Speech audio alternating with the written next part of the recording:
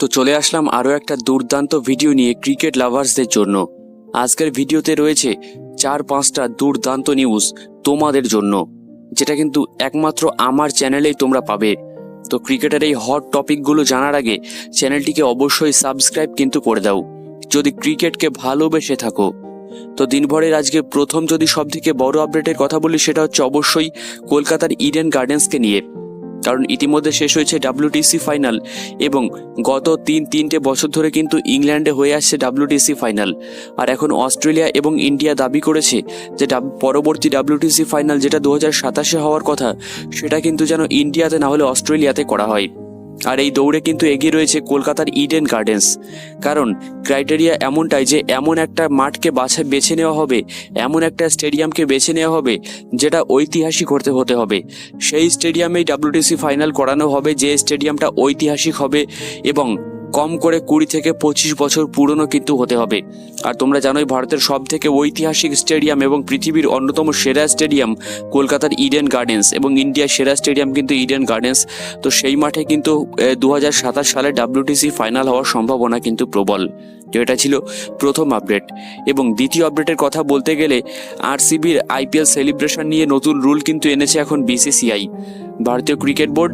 এখন BCCI নতুন rule কিন্তু আনলো ICCর এই RCBর এই সেলিব্রেশনের পর থেকে, যেখানে 11 জনের মৃত্যু কিন্তু হয়েছে। তো পরবর্তী বছর থেকে যদি কোনো টিম চ্যাম্পিয়ন হয়, তারা যদি প্যারেড করতে চায়, তাহলে সেরকম গাইডেন্স নিতে হবে, সেরকম তোমার হচ্ছে সাপোর্ট নিতে হবে পুলিশের। তারপর তোমার সব থেকে মোস্ট ইম্পর্টেন্ট যেটা নতুন নিয়মে, সেটা হচ্ছে যে BCCIর পারমিশন লাগবে। তুমি প্যারেড অবশ্যই করতে পারো, সেলিব্রেশন অবশ্যই করতে পারো, তার জন্য তোমাকে BCCI থেকে পারমিশন কিন্তু আগে নিতে হবে। যদি BCCI পারমিশন দেয়, যদি সব কিছু নিয়ন্ত্রণে থাকে, তবেই কিন্তু তুমি প্যারেড করতে পারবে, তবেই সেলিব্রেশন করতে পারবে, নয়তো না। এটা কিন্তু নতুন নিয়ম সেলিব্রেশনের জন্য। এটা গেল দিনভরে দ্বিতীয় খবর। 3 নম্বর কথা বললে RCBকে নিয়ে 3 নম্বর আপডেট, যে RCBর উপরে কোনো অ্যাকশন কিন্তু নেওয়া হবে না। এতদিন তোমাদের বলে আসছিলাম যে অ্যাপেক্স কাউন্সিল মিটিংয়ে হয়তো RCBকে ব্যান করার একটা সম্ভাবনা থাকতে পারে, কিন্তু এখন BCCI জানিয়ে দিয়েছে যে RCBর উপরে তারা কোনো অ্যাকশন নেবে না, অর্থাৎ তাদেরকে এই মুহূর্তে ব্যান করার কোনো পরিকল্পনা কিন্তু নেই BCCI এর। যদি কোর্ট নিজে থেকে কোনো সিদ্ধান্ত নেয় তাহলে সেটা আলাদা ব্যাপার, কিন্তু BCCI RCBকে ব্যান করবে না, এটা কিন্তু জানিয়ে দিয়েছে সম্পূর্ণ BCCI। যদি কোর্ট কোনো অ্যাকশন নেয়, সেখানে BCCIর কিছু করার নেই, এটাও কিন্তু তারা জানিয়ে দিয়েছে। তো এরপর পরবর্তী বড় খবর হচ্ছে MS ধোনিকে নিয়ে। হ্যাঁ বস, MS ধোনি সে কিন্তু ক্লিয়ার কাট জানিয়ে দিয়েছে। সূত্র থেকে এটুকু জানতে পেরেছি, সম্পূর্ণ 100% কনফার্ম নিউজ, 2026 সালের IPL এর চেন্নাই সুপার কিংসের জার্সিতেই আবারও খেলবেন মহেন্দ্র সিং ধোনি। অর্থাৎ তিনি কিন্তু রিটায়ারমেন্ট নেবেন না। তিনি বলেছিলেন তার শরীরে যদি কুলোয় 8 থেকে 9 মাস হাতে টাইম আছে, তার শরীরে যদি পেরে দেয়, তাহলে তিনি অবশ্যই IPL খেলবেন।